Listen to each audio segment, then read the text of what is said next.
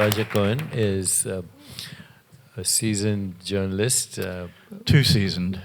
well known internationally, also is part of the Democracy Forum here, and he has kindly come here to have a conversation, enlighten us all. Well, Dr. Chopra, obviously I don't know the questions you've already been asked, but I wanted to ask you, I feel that we live in an age of bombardment, information bombardment, social media, no barriers anymore between work and play, work and the home. Is this unhealthy, and why?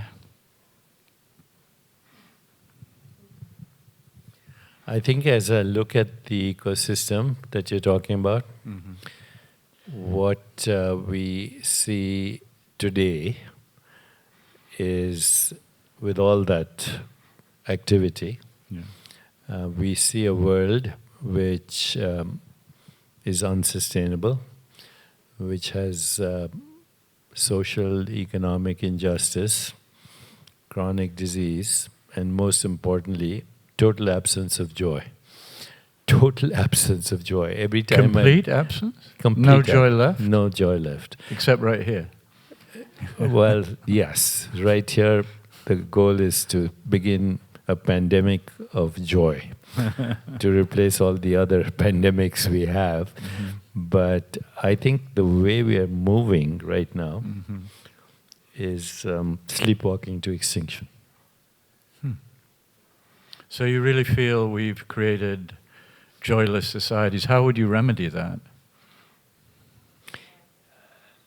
There's no simple answer to that, but I see a lot of young people right now who are interested in becoming billionaires. This lady just said she has a son who wants to be Elon Musk.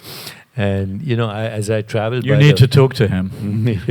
So, as I travel, by the way, I find that actually that's becoming such a obsession that everybody in the Western culture wants to be a billionaire. And that's more in the US than anywhere else. It's there in Britain. But, when I was in Scandinavia before I came here, it's not an ambition there. It's a different mindset. And when I meet these young entrepreneurs, and some of them very successful, at the age of 35, they're already a billionaire or whatever, and they keep telling me about their last exit. And I ask them, have you thought about your final exit? Which is death, okay? And is that going to be another exit like the one you had last time? Or are you going to say, I had a joyful life? Nobody is even asking themselves the question. Am I joyful? Is my life joyful? And we are so far away from that vision, and yet every child that is born is full of joy. There's an Indian expression, every child that is born is proof that God has not yet given up on human beings. But I think God might soon give up on human beings. So I don't know the answer to your question, except that we need that conversation. You've also done pretty well financially, but is that unimportant to you? Is that what you're saying? Very interesting when people say I've done financially well.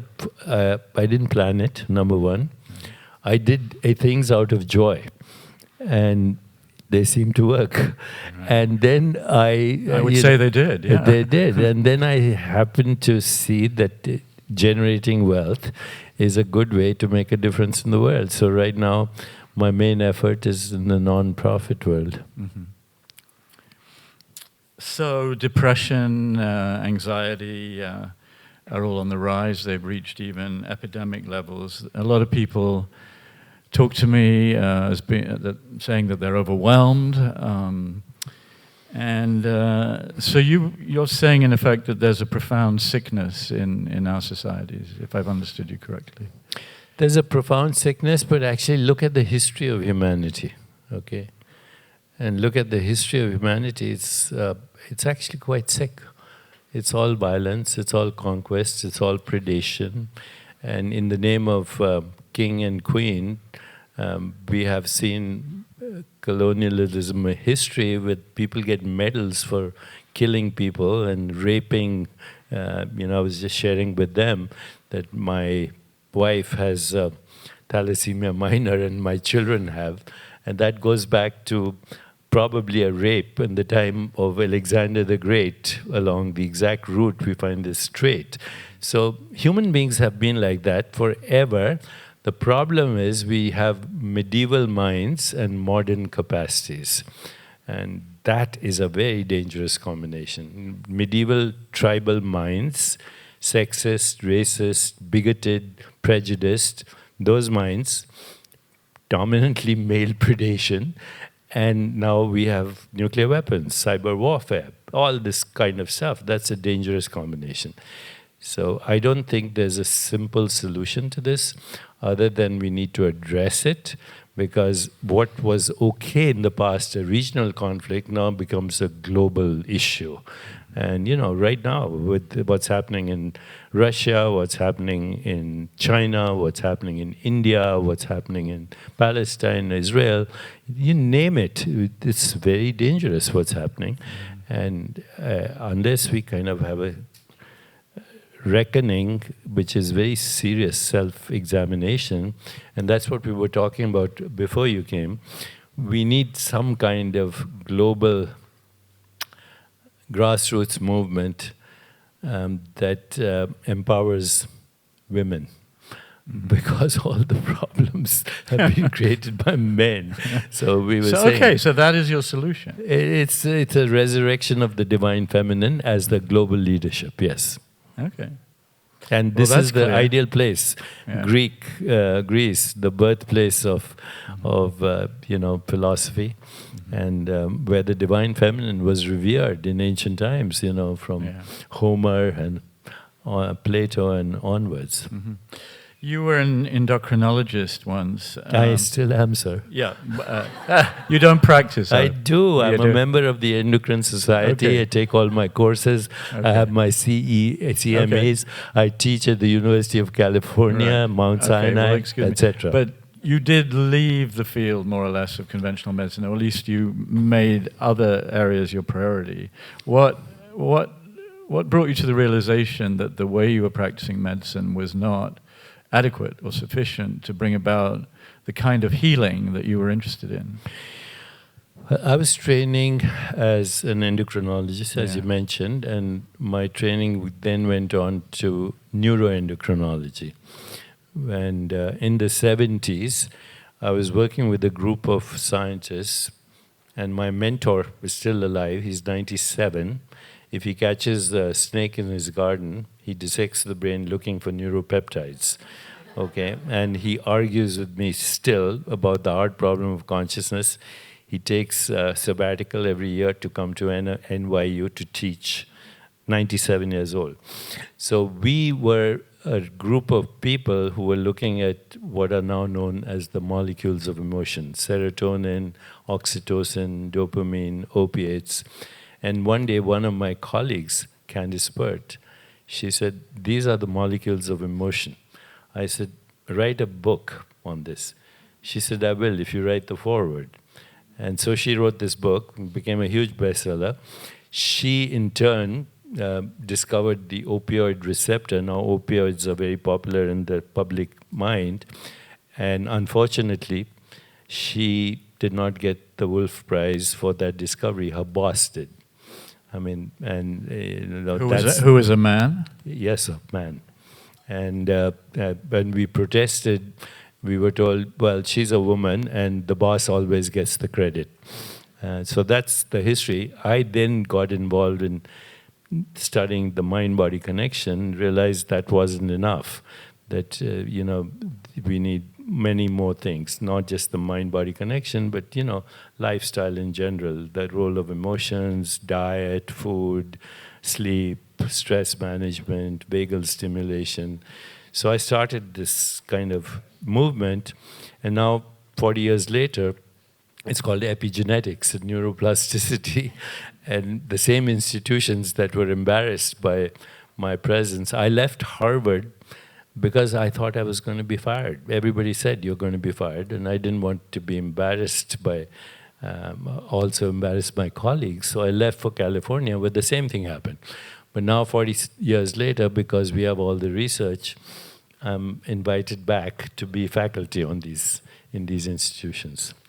You've said, Dr. Chopra, I don't think health is physical at all. I don't think health is physical at all. What do you mean by that? I was just sharing with them that less than 5% of disease-related gene mutations are fully penetrant, which means they guarantee the disease. So if somebody has a BRCA gene, a good example is Angelina Jolie. She had the BRCA gene, she had a preventive mastectomy because that's the right thing to do. That's 5% of all illness. And for that, we were sharing soon, we have a wonderful scientific discovery called gene editing. You'll be able to cut and paste genes, metaphorically speaking, the way you cut and paste. Is that really wonderful? Oh, yeah. Couldn't it be used for sinister purposes? Anything can be used for sinister purposes. Any technology. You name it, including the discovery of fire. Okay, and the wheel. So everybody says, you know, the wheel's pretty harmless. Yeah, though you can get crushed underneath. Yeah. Absolutely. You see all these wars in the Mahabharata and the Homer where people are getting crushed under chariots. So, you know, any technology can be used, but gene editing is here to stay. But surely health is... And it's only 5%. The rest is lifestyle. But surely health is physical. I mean, if somebody has the flu or a cold, it affects them physically. Yeah, well, this is a long story. I don't believe there's anything that's physical, including this. Okay. This is a species-specific perceptual activity called matter. Matter is a human construct for an experience in consciousness, but that's a long So story. Absent a human being, this table wouldn't exist? Say that again? Absent a human being, this table would not exist? Absent consciousness, neither the table nor you would exist. You and this table are entangled as a perceptual activity in something called consciousness, which is not mind, which is not body, and which is not the world. The world, the mind, the body are a unified process in consciousness. Without consciousness, there's no experience and there's no interpretation of experience. So right now, if you look at, you know, the two most important questions in science, and you can Google this, 150 questions, open question science. The first is, what's the universe made of? And the shortest answer is, it's made of nothing. It's not made of matter. 70% of the universe is dark energy. We have no idea what it is. Of the remaining 30%, 27% is dark matter, which is not atomic, so we can't interact with it. The atomic universe is 3% of the universe, of which 99.999% is invisible interstellar dust. So the visible universe, 2 trillion galaxies, 706 trillion stars, uncountable trillions of possibly habitable planets, is less than 0.01% atomic. And if you look at atoms, they're made of particles, and particles have a dual nature. They're waves and particles. When you're looking at them, they're particles with mass and energy. When you don't look at them, they disappear into mathematical space as waves of possibility. So you're saying if there was, I don't know, if Vladimir Putin, if his nuclear threats turned into reality and there was, I touch wood that it doesn't happen, I can feel that wood actually. Well, yeah. I mean, and all of humanity was wiped out, then whatever was left behind, the rubble, the buildings that may have survived, whatever, would not exist, you're saying? The short answer is an observer-independent universe is impossible to prove. An observer-independent universe is impossible to prove, even mathematically. Okay. You know, what you're talking about is a current philosophy in science called naive realism. And it's very practical philosophy. Naive realism is based on, first, matter as the ontological primitive. Nobody's experienced a substance called matter. All you experience is your own perceptions. That's number one. Naive realism is also based on something called subject-object split. I'm the subject, you're the object. For you, you're the subject, I'm the object. But in reality, subject-object are entangled as the movement of the universe. Naive realism is also based on what you just said, an observer-independent universe. The objection to that is, how do you prove that? And naive realism says exactly what you said. If everybody disappeared, the world would still exist as it is perceived by human beings, not as it is perceived by a dragonfly with 30,000 eyes or a bat that experiences the echo of ultrasound. What we call the objective universe is a human construct for human perceptions, period. It doesn't take into account the experiences of any other living species. So, okay, well, let's move on.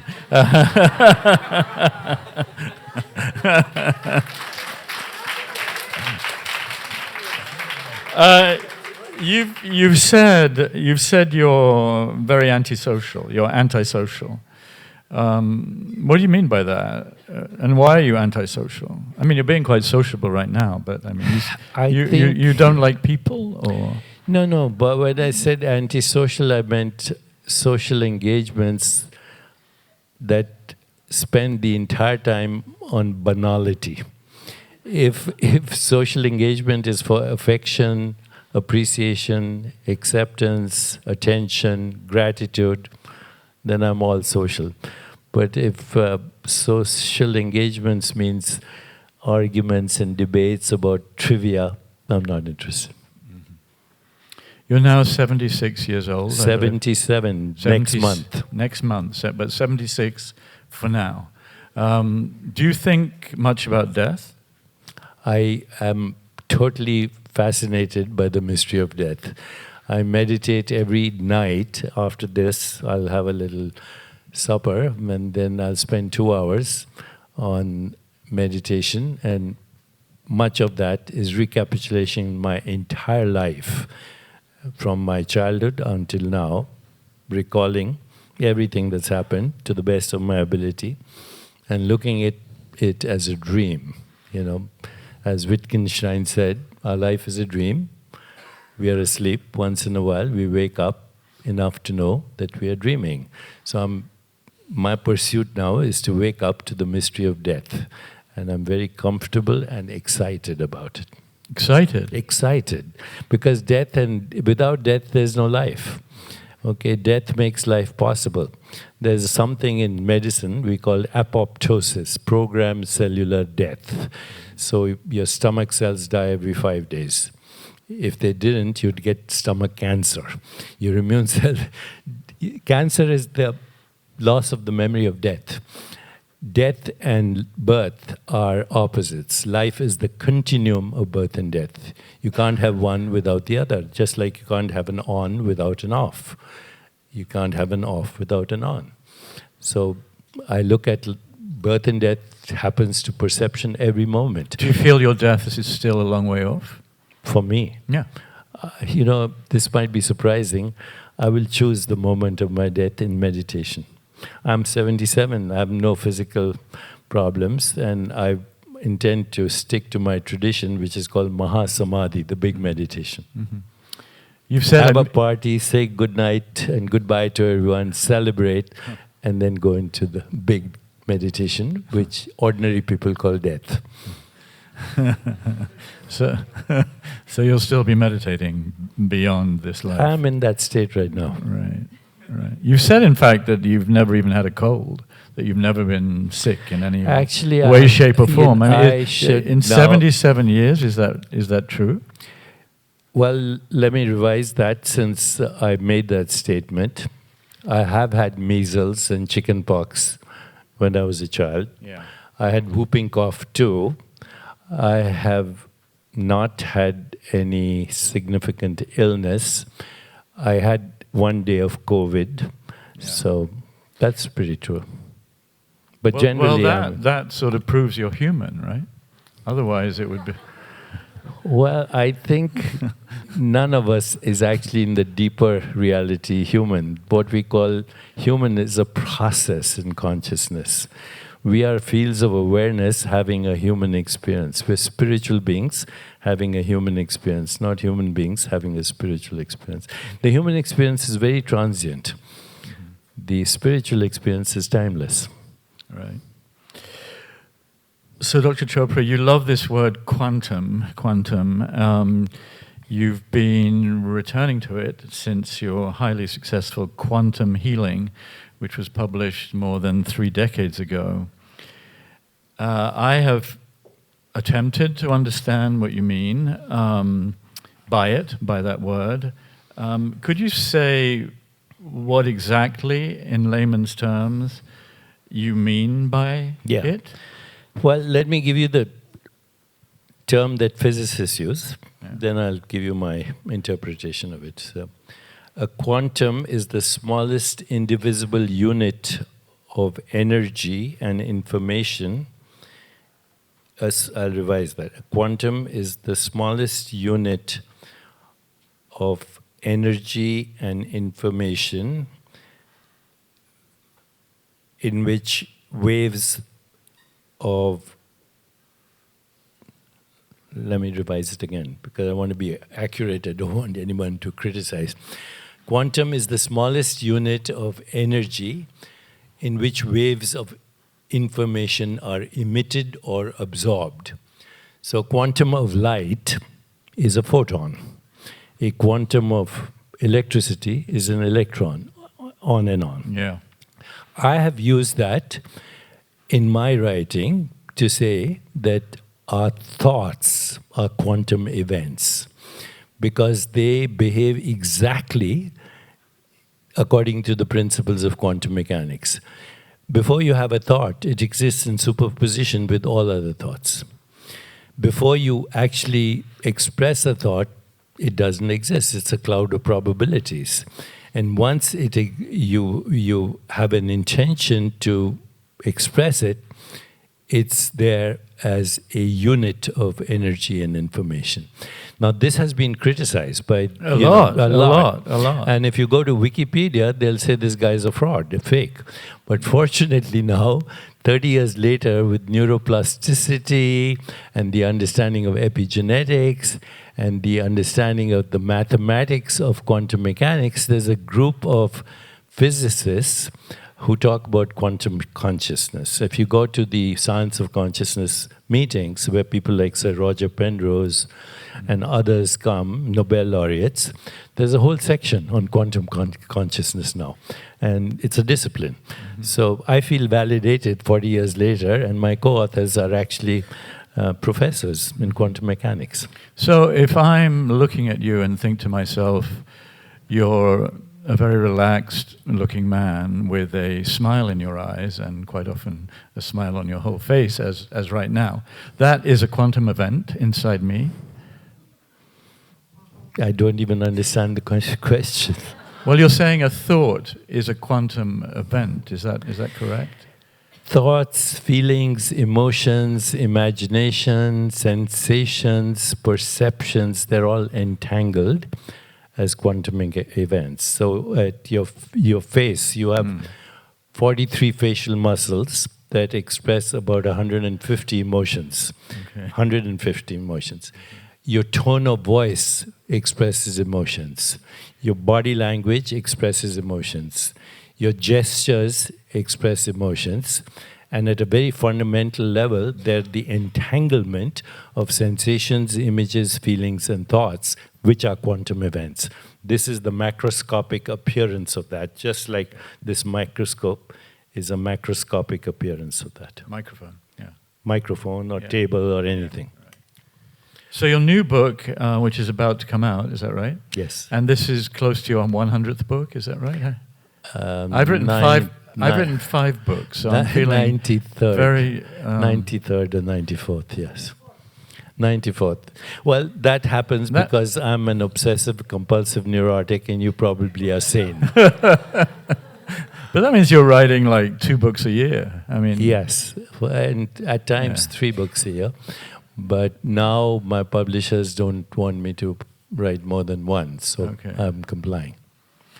Okay, so your new book is called Quantum Body, Mm-hmm. and I've looked at it some, and you write in it, your quantum body holds the master switches to every function inside you. Well, I'm 68, and I'm still trying to find these master switches, because it would be nice to control the functions inside me, but what exactly do you mean by your quantum body holds the master switches to every function inside you? So the switches are on-off signals that today we call epigenetic signals, and they come under, they're chemical signals. There's something called methylation and deacetylation. Every experience that you have, every experience, either switches on a gene or switches off a gene. So right now, as we're having this conversation, genes in your frontal cortex are being activated. If this was an emotional, melodramatic conversation, then genes in other parts of the brain would be activated. Right. If there was a news that there's a terrorist attack or there's a big catastrophe, then genes in the reptilian brain would be activated. So as I speak to you, I actually am very aware that I'm switching on genes here, and the other genes are switched on. Now the mystery is, who's the I that is doing this? It's not the brain, it's not the mind. The I is consciousness, in which mind, brain, body, and universe are a unified experience. That master switch can only come when you transcend the mind, which means no mind, no experience. And again, it's called samadhi. It's the absence of subject-object split, and when you experience that, you experience infinite possibilities, you experience unpredictability, you experience creativity, you experience correlation, synchronicity, and you understand how to switch on the genes that are responsible for self-regulation, and switch off the genes that are responsible for inflammation, chronic disease, etc.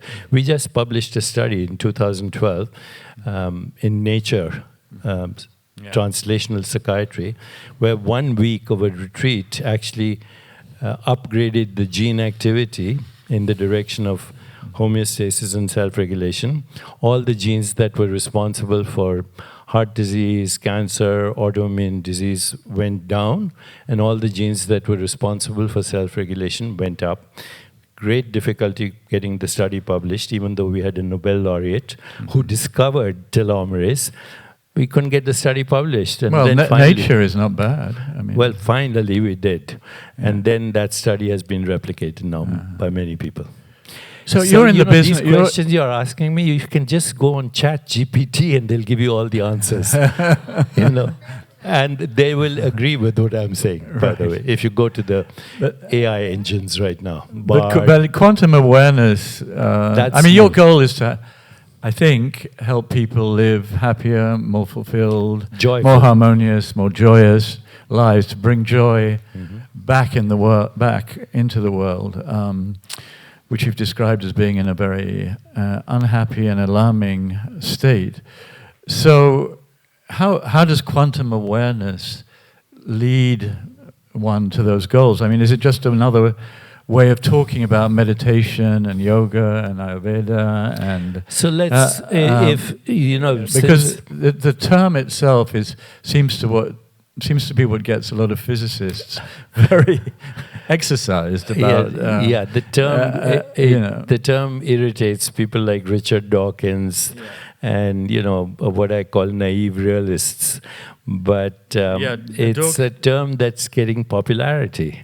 Okay, and as I said, quantum consciousness is a discipline, and it is here to stay, whether people like it or not. Paradigm shifts happen one funeral at a time. I don't expect my generation to change their views, but these people are changing their views, and their children will actually lead the new revolution in medicine, which is very little to do with anything that we call scientific materialism.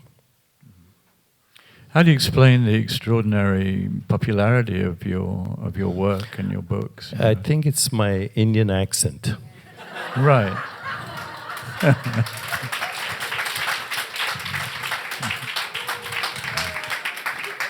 And you think that that's audible even in your written words? I think people get the idea, and people don't. These days, by the way, when I meet people, they don't say I read your books. They say I listen to your audios. Right.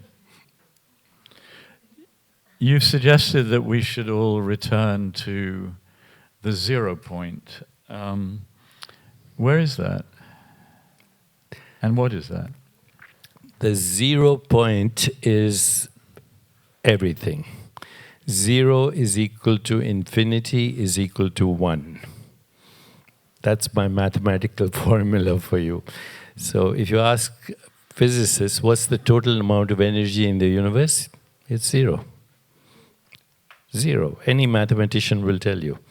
And then you say, what about all this? That's called the hard problem of consciousness, which science is struggling with. Science does not know how atoms, molecules, force fields, and gravity create mind. It doesn't. And there's no theoretical idea of how to do that, because what we call atoms, force fields, gravity, are actually first experiences in mind before they are formulated as atoms, force fields, molecules, particles. These are human constructs for modes of knowing and experience in consciousness. So the hard problem of consciousness, which is the major topic today of discussion, both in science and philosophy, never be solved if you think of matter as the ontological primitive of the universe. Matter is a human construct for human perceptions. What does the world look like to an insect with 100 eyes? What does it look like to a snake that navigates through infrared, or a bat that knows the world through the echo of ultrasound? But so what? So what? So what? Don't you want to know the meaning of existence and why we are here? Yeah, but how does, if nothing around us exists absent us, what does that teach us? That I can go to the fundamental levels of creativity and upgrade this dream that we're all immersed in. You and I are fictional characters in a collective dreamscape, and right now the dreamscape is a horror movie. But if I think to myself, this Western on the sea, with its nice beach and nice facilities and everything, does not exist absent all of us. No, you are part of that scenery. You don't exist either. Mm-hmm. Okay, don't take yourself that important. Well, neither do you. I take myself as a fictional character in this collective dreamscape, and therefore my only intention is to upgrade the dream. Okay, so in pragmatic terms, how does that affect the way you lead your life? How should we all lead our lives to get to the things like joy, happiness, etc.? No regrets. Knowing that none of this exists without us. I'm just trying to link that theory with individual happiness. Who do you mean by us? Human beings? Or do you include the entire ecosystem of life? Well, let's just reduce it to you and me, Dr. Chopra. I don't believe that I'm here. Okay. You see, this is a projection of a species-specific consciousness, and so are you. Yeah. You are... by the time you experience anything, now please pay attention. If you look at the night sky, you're experiencing some stars that burnt their energy into the heat death of absolute zero a few million years ago, and you will still see them for a few million years. But what about these words? By the time you hear them, they don't exist. By the time you perceive me as a perceptual snapshot, I've moved on. So we only experience the past. And how do you experience reality? By being present to what is. No regrets, no anticipation. Be present. And presence is spirit. Presence is consciousness. When you bring presence to this bottle, it becomes beautiful. When you bring presence to another person who's arguing with you, you still love that person. Mm-hmm. So, presence in another being is love. Presence in an object is beauty. Beauty and presence and awareness and truth are the only reality. The rest, we have been bamboozled by these human constructs, particularly naive realism. Do you ever have a bad day? Do I have a bad day? Do you ever have a bad day? If I do have a bad moment, I stop.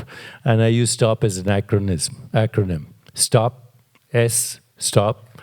T, take 3 deep breaths and smile from your head to your toe. O, observe your breath. And P, proceed with awareness and compassion. So the short answer is I don't. Mm-hmm. Can you talk us through an average day for you in New York? Yeah, I wake up usually at 6 if I sleep by 10. Sometimes I sleep earlier. Then I wake up earlier. I spend 2 hours in meditation and yoga. And then I do what needs to be done. Is that maybe nothing? With spurts of nothing. But right now I'm engaged with you. Right. Then I have to write my books. Then I have to do, publicity. I have to do all those things. But I do them as byproducts of my inner state of equanimity. Right. Equanimity, that's a good word. It's in Buddhist tradition, it's called a divine emotion. Mm-hmm. Empathy, feeling what others feel. Compassion, the desire to alleviate suffering. Mm-hmm. Joy and love in action. Mm-hmm. Final product, equanimity. Mm-hmm. I mean, we're not really talking about the structures of society, the creation of wealth, the political organization of societies, the organization of capitalist systems or social democracies, or we're talking about individuals, emotions, science. But do you have in your head a kind of society where people would be happier? Yes. Which differs radically from, let us say, American capitalism or European social democracy? Yes. Or Greek social democracy? Or Yes. I go back to Plato, who wrote the Republic, and he was a critic of democracy because he thought it represented the lowest aspirations of humanity. He was also a critic of aristocracy because he thought that led to, kind of autocracy of kinds. So Plato was the first person to suggest the Republic, which would be governed by statesmen, philosophers, that you needed to first educate yourself to be a philosopher and a statesman, and then you could run for election. This is a brilliant idea, came from here 2,000 years plus ago, but we haven't yet got on. So you would get rid of you would put statesmen, philosophers in the White House. I would actually school people to be leaders. We have a program that I'm actually now teaching all over the world. It's called The Soul of Leadership, based on one of my books, and I recently offered it to the Obama Foundation. Obama has a group of leaders across the world that he's training, and we just did our first session just a month ago. There is the American entrepreneur Robert Smith, who's taken the program to the black community for training leaders. And next week I have a meeting with the mayor of New York to bring Soul of Leadership to the New York community through the mayor's office. So a little bit of that. So the mayor is hiring you to... No, I don't get hired at any price. I do what I want to do. Yeah. The mayor and I have become friends, a few meetings.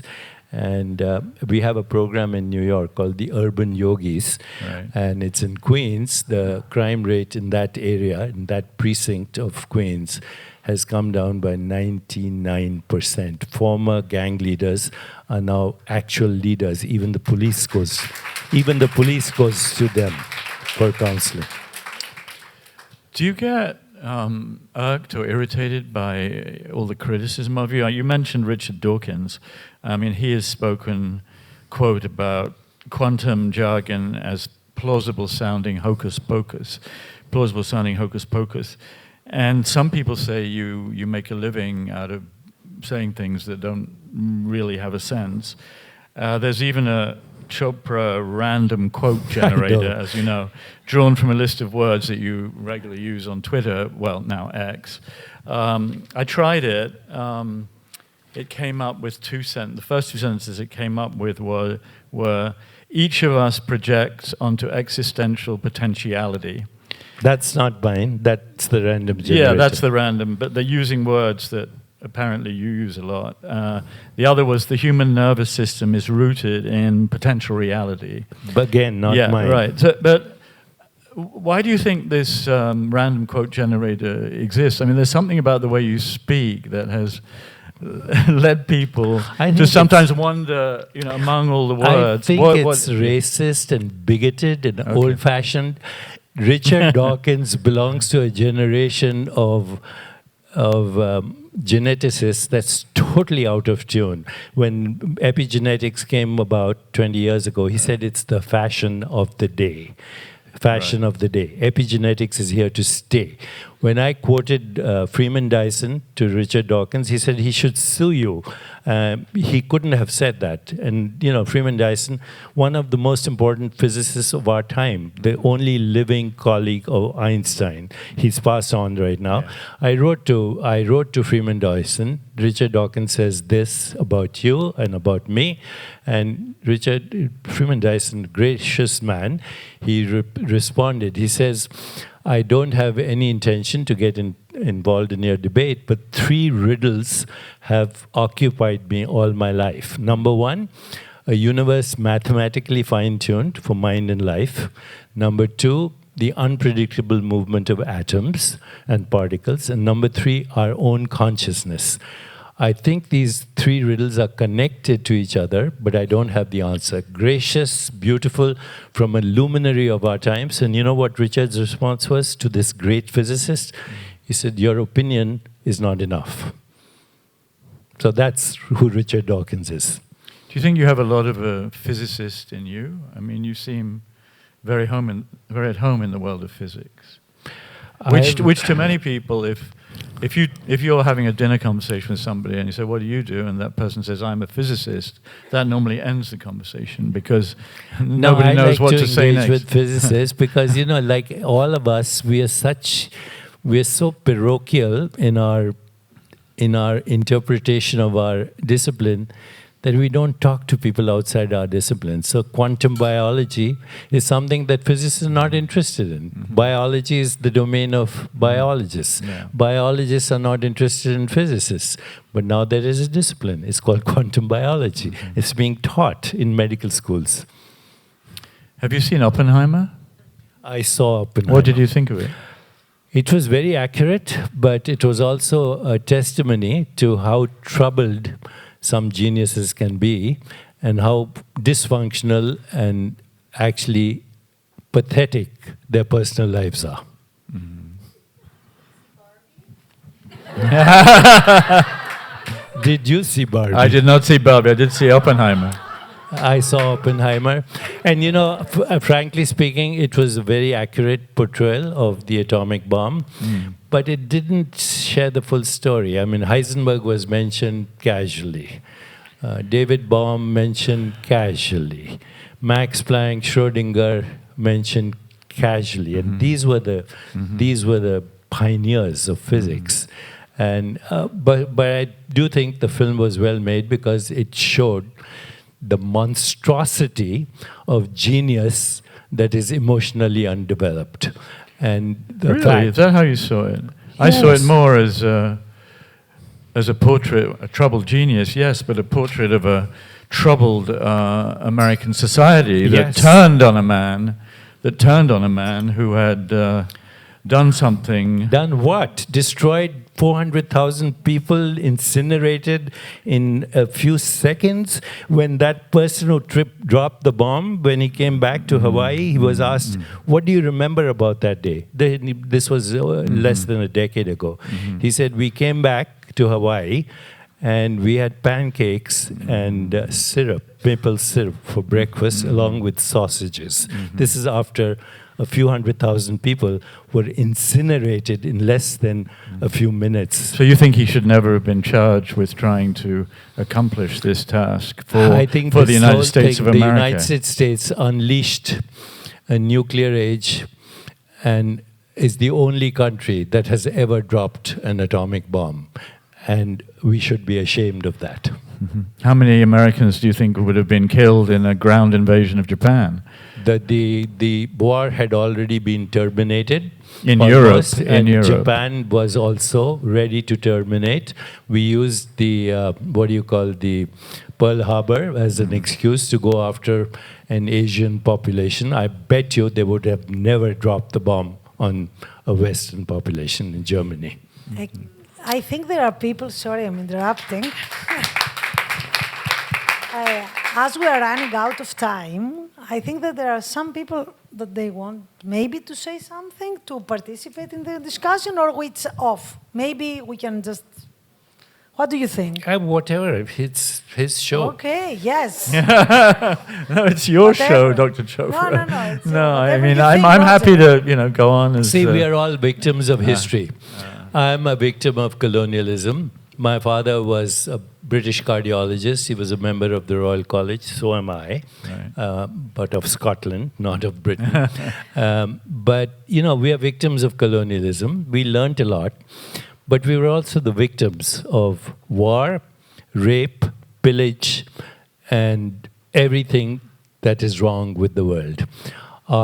We were one of the richest countries in the world, and everything that we had is now in the British museums of the world.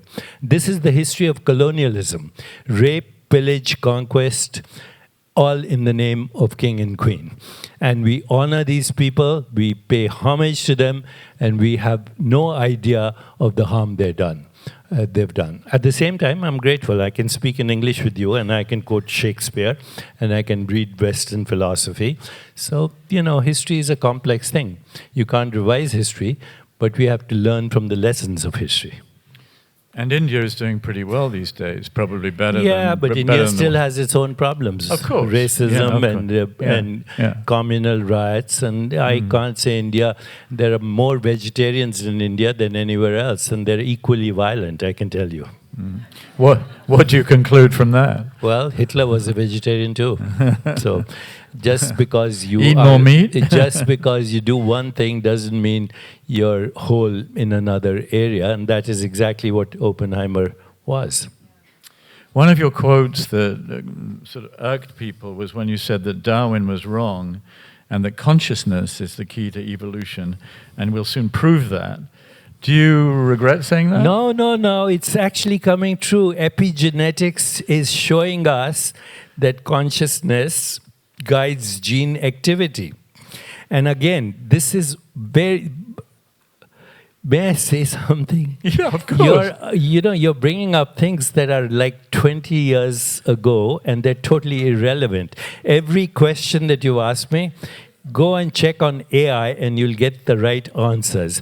Gene activity change is influenced by consciousness? Answer is unequivocally yes. Check it out. Don't ask me. Go on Google, go on Bard, go on ChatGPT and get the answers. Darwin was right. Darwin was right. Darwin was right about what we call natural selection. Right. Random mutations, better word is what Freeman Dyson used, unpredictable. Okay. Random means inherently random.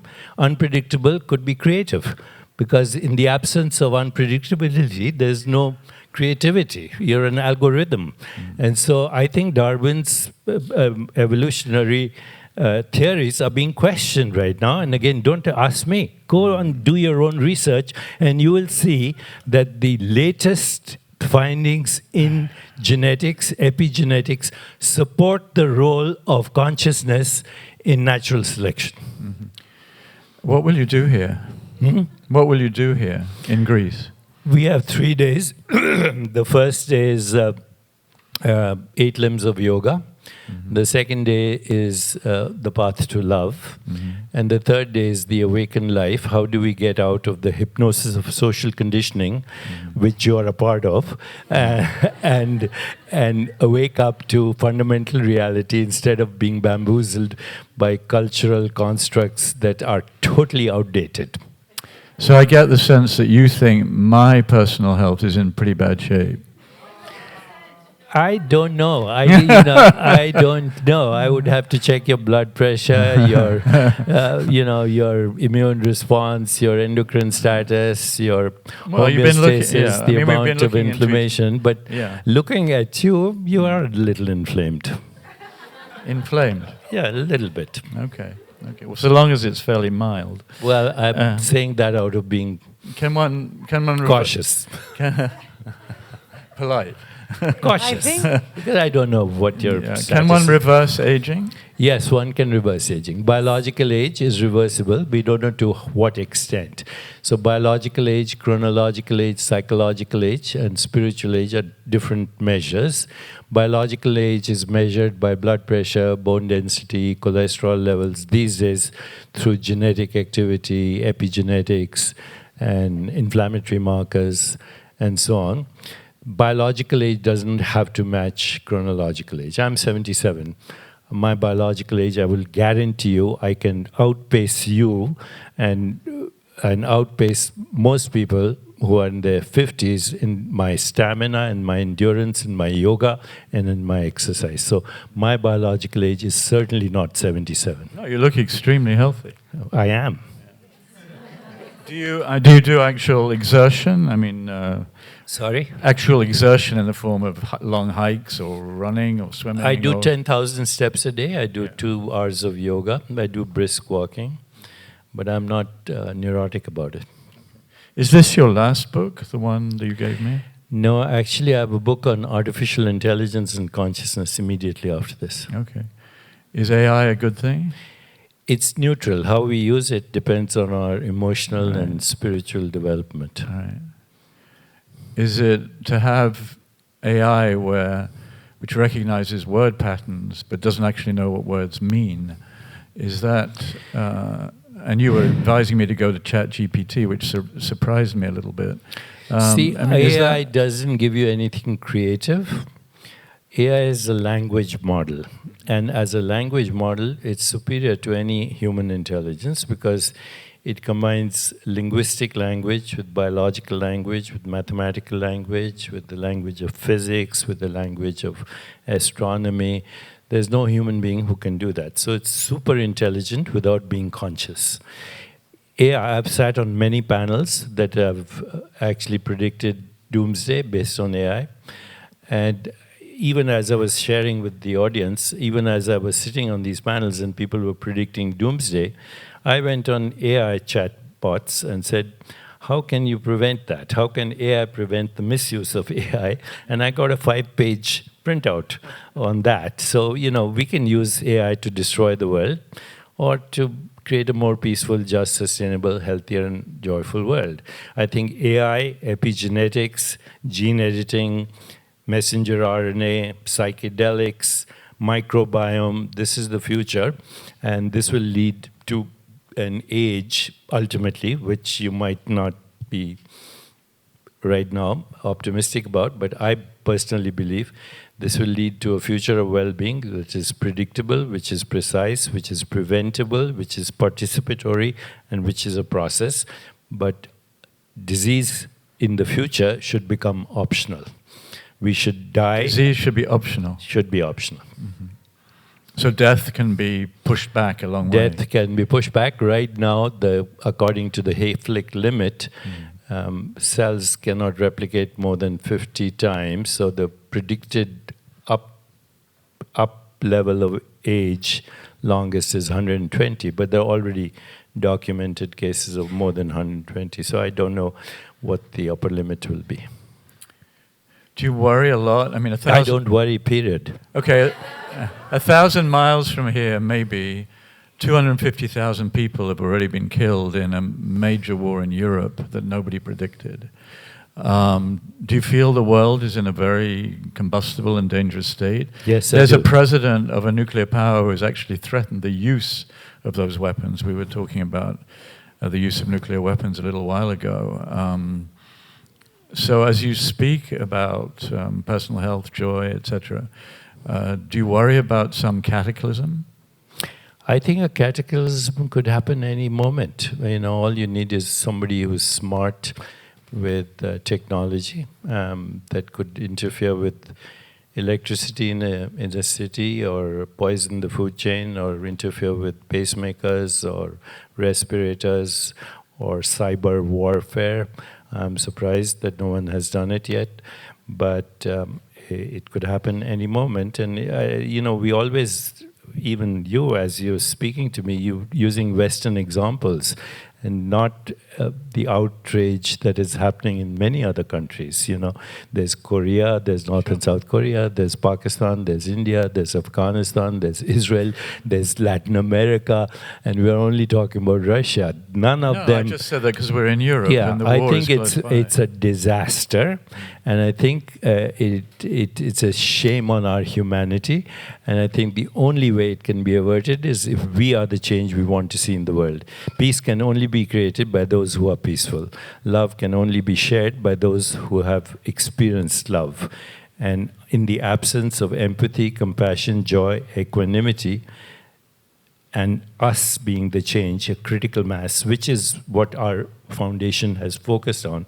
For 30 years, it has focused only on one thing, a grassroots movement of people who want to be the change they see in the world, not depending on leaders who are only interested in cronyism, corruption, influence peddling, and power mongering.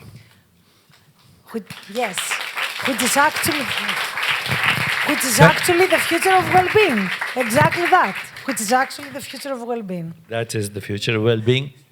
And if we don't do it, yes, then, you know, the universe won't notice, by the way. We are a speck of dust in the junkyard of infinity.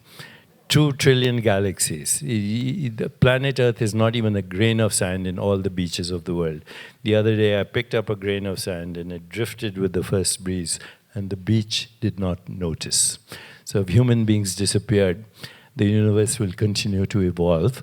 And if there are indeed 2 trillion galaxies with 60 billion probable habitable planets just in the Milky Way galaxy, based on the Goldilocks zone and current science of astrobiology, then consciousness will continue to evolve, and not necessarily in the Darwinian way.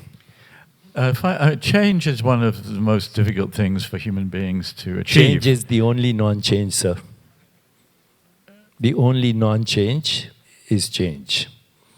I don't know what you mean. Nothing is static. Everything is evolving, changing, progressing. At the same time, there are disruptive forces, but evolution will not be stopped. But a lot of people spend time thinking about their personalities and the way they live their lives and what they're doing, and they dream of doing other things, and they dream maybe of correcting certain destructive things they do. They dream of changing. I think as you look out here, what do you think? Do you think the people here are capable of changing their lives in the directions you recommend in order to get to equanimity, joy, peace, all the things you've been talking about? They're here because they want to evolve, and emotionally and spiritually, and they want to be a change they want to see in the world. In the US and most Western countries, I see that the average male doesn't evolve emotionally after the age of 8. And in the US, that's an advantage. You can run for president. That's an advantage. If you stop evolving after age, you now can run for office. When do women stop evolving? Sorry? When do women stop evolving? This is what we are now discussing, to how to resurrect the divine feminine based on Greek archetypes. I think that's a good note to end on. Thank you very much. Thank you, sir. Thank you. Thank you.